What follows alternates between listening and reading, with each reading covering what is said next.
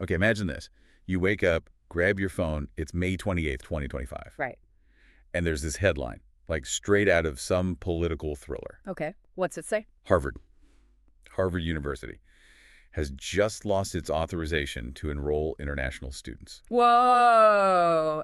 Harvard. Okay. Yeah, that's huge. A real clash of titans, basically. Exactly. A massive political figure, taking aim right at the heart of the academic world. It is dramatic, more than dramatic. It's a seismic event for higher education. We're talking about Harvard losing its SEVP status, Student and Exchange Visitor Program. SEVP, right. And that's the key thing, isn't it, for bringing in international students? It's everything. It's the mechanism that lets universities bring in students on F1 or M1 visas. Without that SEVP certification, well, Harvard's hands are tied. So no new international students. Correct. They can't issue the paperwork. And maybe even more worrying, the students already there on those visas, their status becomes incredibly uncertain. Wow. So one of the biggest names in global education suddenly potentially cut off from a huge part of its identity, its global reach. Precisely. And look at the figures involved. You've got Donald Trump, back as the 47th president. Known for shaking things up, especially around immigration. Definitely. And on the other side, Harvard. Almost 4 centuries old, massive endowment, global reputation. It feels like a collision waiting to happen, doesn't it? Yeah. Their whole worlds are just different. Completely different. Trump, the disruptor, challenging the norms, appealing to a base often wary of established institutions. Right, immigration being a key issue for him. Always. And then Harvard, embodying tradition, academic prestige, global connection. It's not just policy. It's like a clash of fundamental values. And that's exactly what we're diving into today. Wow. We need to unpack the why.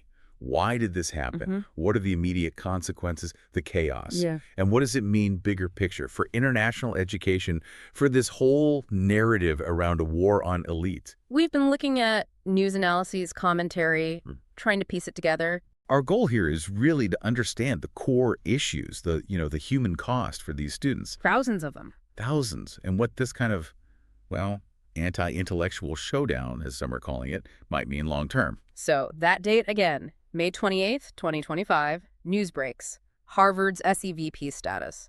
Gone. And the official reason? From Homeland Security. Non-compliance with regulatory standards. Which sounds vague. Yeah. Terribly vague. Exactly. DHS hasn't exactly laid out the specifics. No detailed breakdown of what Harvard supposedly did wrong. So naturally, calculation starts flying. Yeah. And it seems to go in 2 main directions. Pretty much. First, the political angle. Was this a targeted hit from the Trump administration, aimed squarely at an institution often seen as, well, liberal? Given the political climate, you can see why people jump to that conclusion. Absolutely. The second possibility is maybe less dramatic, bureaucratic error, simple administrative oversight. Like someone just messed up the paperwork. It sounds mundane, but immigration rules are incredibly complex. Even a place like Harvard, with all its resources, could potentially slip up. It's possible. But whether it was a deliberate political act or a massive admin blunder, the impact is the same. For over 5,000 international students at Harvard, this is very, very real. Yeah. And very worrying. Absolutely. These aren't numbers. They're people. Lives thrown upside down. Okay, let's look closer at the main players. Donald Trump. Right. The analyses consistently paint him as, blunt, uses social media extensively, often in all caps. Relies on common sense or gut instinct over maybe expert opinion sometimes. That's often the perception, yeah. And he's built his brand on being the outsider, taking on the establishment. Immigration control has been central to that. And his supporters, how do they see actions like this? Often they see it as holding elite institutions accountable, challenging what they might view as intellectual snobbery, something out of touch with regular Americans. But the critics, they worry it's part of a bigger trend. An erosion of respect for expertise, for evidence. Some even call it a war on knowledge. Okay, then there's Harvard, founded, when was it, 1636? 1636. Yeah. Predates the country itself. Huge endowment, over $50 billion. Trained presidents, Nobel winners, CEOs, you name it. The absolute pinnacle of academia for many people worldwide. But that prestige, it also draws criticism, right? That it's an ivory tower, a bubble. Disconnected.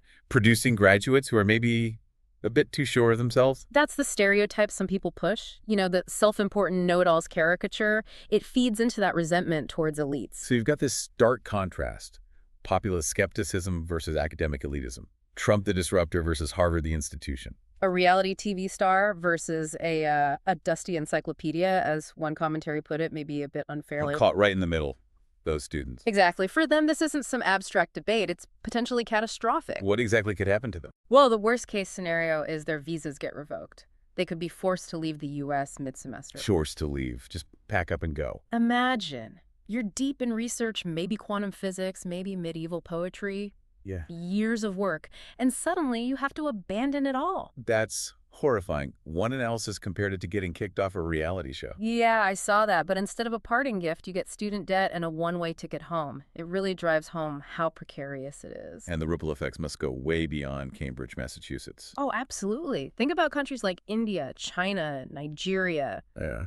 They send huge numbers of students here. India alone, hundreds of thousands across the U.S. Parents who've saved for years, invested everything in this education. They must be watching this unfold with just dread, unimaginable uncertainty for them. Are we seeing reactions already from the students? Definitely. People are scrambling, Yeah. trying to figure out transfers, looking for lawyers. Social media is, filled with anxiety. Any examples? Saw one post on X just called it visa roulette. That captures the feeling of helplessness, doesn't it? Yeah, it really does. Are there alternatives for them? Some might look at Canada, the UK, places seen as more stable right now for international students. Maybe online programs? But it's not the same, is it? Not really. As someone pointed out, virtual Harvard doesn't quite have the same ring to it, or the same opportunities. So the big question hangs there. Is this just about Harvard, or is it a signal of something broader changing in the U.S.? That leads us right into that wider theme, doesn't it? The whole war on elites idea. Right. This SEVP decision. Yeah. It doesn't happen in a vacuum. No, it fits a pattern, arguably. The administration has talked about dismantling a quote-unquote corrupt elite, targeting media government agencies. And Harvard, with its high tuition, its perceived liberal slant. It's a perfect symbol for that narrative, isn't it? It really is. Which is ironic, considering... Trump himself went to an Ivy League school. Wharton at Penn. Exactly. But the rhetoric often targets these very institutions. Harvard, especially, seems to represent this wealthy, coastal, maybe out-of-touch entity in that narrative. And we heard similar things during the 2024 campaign, right? About universities. Oh, yeah. Lots of talk about woke ideologies, promises to drain the academic swamp. I think he actually used that phrase at an Ohio rally. And it's fair to say Harvard's had its own issues recently, too. Plagiarism accusations, free speech debates. It has. So this SEVP thing kind of lands on top of already existing controversies, adding to the sense of an institution under fire. So what are people speculating is the real motivation here, if it is political? Well, some analysts think it's just about scoring points with the base, energizing supporters who are skeptical of places like Harvard. Makes sense politically, maybe? Others suggest maybe it's a distraction, divert attention from the economy or other issues. And then there are the more sarcastic takes. Like the one suggesting maybe Trump just never got that honorary degree from Harvard he always wanted. Okay, let's try and fact-check this chaos a bit. DHS said non-compliance. What could that actually mean on the ground? Reports suggest Harvard might have been flagged earlier in 2025. Issues with visa paperwork, specifically updating student records in the SEVS database. SEVS. That's the big government database tracking international students. That's the one. Timely, accurate updates are crucial. But would Harvard intentionally mess that up, given their resources, their lawyers? It seems really unlikely, doesn't it? It feels more plausible that it was a significant administrative error. Maybe a process failure, an oversight. But an error met with the nuclear option, revoking the whole status. I think that's what raises eyebrows, the severity of the penalty, which brings us back to the timing. Right. Harvard hasn't exactly been quiet about disagreeing with Trump policies over the years. Not at all. They push back on travel bans, on education funding orders. Is this retaliation? It's hard to prove directly, but... But the context matters. Didn't Trump suggest redirecting research funds away from certain universities just recently? He did. Back in February 2025, he talked about pulling federal grants from schools he called radical left. That doesn't exactly scream impartiality. And his general comments about universities, dismissing climate science, wanting to defund research, accusing them of indoctrination. Yeah, there's a pattern of rhetoric there. Although, as we said, he's also quick to mention Wharton when it suits him. It's a complicated relationship with academia. Let's bring it back to the human level. the stories of the students themselves. They're heartbreaking. We heard about Aisha, a computer science student from Nigeria, third year at Harvard. On scholarships, family savings. Both. And now facing potential deportation. Her post on X said something like, "I feel like I'm in a bad movie. I came here to build a future, not pack my bags." Ugh, that just hits hard. And it's not just her. There's Raj, a PhD student from India working on renewable energy. Chose Harvard specifically for its program. Exactly. And now he's wondering if he should have gone somewhere else, like MIT, which still has its SEVP status, questioning its whole decision. Just awful. And these are just two stories out of thousands. Thousands facing the same nightmare, their futures just thrown into question overnight. Okay, but let's play devil's advocate for a moment. Yeah. Is there a valid critique here? Do Trump supporters have a point about universities like Harvard? Well, you do hear arguments that these places have gotten maybe too big, too insulated, pointing to the tuition costs. Which are sky high. Absolutely, and the massive endowments, how they're managed, questions about whether the curriculum is really relevant to the real world. I saw that comment online, too, the activists instead of engineers line. Is taxpayer money subsidizing institutions disconnected from practical needs? That's the argument. And the national security argument always comes up, too. It's been a recurring theme for Trump regarding international students. Remember the 2020 thing? When they tried to bar students if classes went fully online. Yeah, that was eventually reversed after universities, including Harvard, sued. But the underlying concern about vetting or potential risks gets raised. And the tuition cost point. It's hard to ignore. What is Harvard's tuition now? For 2025-26, it's listed at over $54,000. And that's before room and board. Wow. Even with financial aid, that number just screams elite to a lot of people. It does.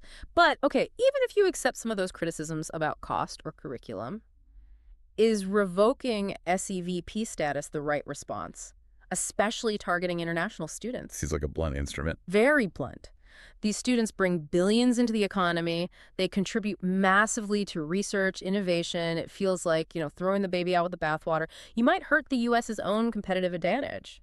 So what does this mean globally? The U.S. has always been the top spot for international students, right? Historically, yes, over 1 million every year. But if this Harvard situation looks like part of a trend, well, students might start looking elsewhere more seriously. To where? Canada, the Yeah. UK. Those are the obvious ones. Canada, Australia, the UK. They're already competing hard for international students. We've even seen reports of Canadian universities like U of T basically advertising themselves as visa-friendly in light of U.S. uncertainty. So the U.S. could actually lose its top spot. It's a real risk. There was already data showing a slight dip in international enrollment since 2016, partly because of visa worries. This Harvard news could really accelerate that. And the economic hit. You mentioned billions. Around $40 billion annually contributed by international students, supporting over 400,000 U.S. jobs. That's significant money. And locally, in places like Cambridge. Devastating for local businesses. That cafe owner near Harvard. His comment was stark. If the students leave, I'm toast. And not the avocado kind. Yeah. Captures the fear pretty well. Right. Okay, maybe time for a little dark humor. If we must. The irony isn't lost on people comparing Harvard's situation to, say, the old Trump University. Which ended with fraud settlements, Right. Not quite the same academic standing. Not quite. But you see the sarcastic takes online. If the goal is making America sane again, maybe kicking out foreign students is part of the plan, while also complaining about brain drain. It's contradictory. Someone joked online that maybe banning libraries is next for being too woke. Let's hope not. And maybe Harvard just needs a new motto. Harvard, Right. we're still here. Visa or no visa. Or maybe just double check all the SEVP paperwork from now on. Might be more practical. Probably wise. So where are we now? What's the current state of play? Feels like a standoff. Trump used executive power, sent a strong message, but Harvard isn't rolling over. They're fighting back, legally. Reports say yes. Appeals to DHS, lobbying Congress, using their powerful alumni network. It's likely to be a long, drawn-out fight in the courts and in public opinion. Does Trump back down easily? Historically, not often, especially on something like this. So for the students, just more uncertainty. Total limbo. Trying to transfer, maybe going home, looking for legal loopholes. It's a mess for them. And for the U.S., is this a one-off, targeted thing? or the start of something bigger against higher ed? That's the million-dollar question, isn't it? Is this an isolated incident, or is it the first shot in a wider campaign? If the goal really is stability, maybe clear rules would be better than, well, vendettas. You'd think so. Clear communication, predictable policies, Right. probably more effective long-term. And for Harvard, Yeah, with that massive endowment, maybe offering free legal aid to every single affected student seems like the right thing to do and smart. absolutely. So bottom line, this feels like a clash of fundamental values. It really does. Power versus knowledge, control versus openness, headlines versus truth. And maybe that's too dramatic. But the students are definitely caught in the middle. Real collateral damage. Absolutely. And the whole world is watching. This could really reshape international education flows. So it's a stalemate. Trump gets headlines, Harvard keeps its prestige, but the The students. students suffer. And maybe the lawyers win, as one person joked. And maybe local businesses if they survive the dip. Okay, let's try and wrap this up. What have we learned from this deep dive? Well, we've seen Harvard lose its SEVP status, a huge blow. We've explored the possible reasons, politics, bureaucracy, maybe a mix. We've definitely seen the devastating impact on thousands of international students. And we've placed it in that larger context, that tension between political power and academic institutions. It's incredibly complex. No easy answers here. And the long-term effects on U.S. higher education, on its global standing, Yeah. still very much up in the air. It really makes you think, doesn't it? Beyond the legal fights, what does this whole episode say about how much international collaboration, that free exchange of ideas, is actually valued right now? Or maybe, how is this going to change the relationship between government and universities in the U.S. going forward? Is this a new normal?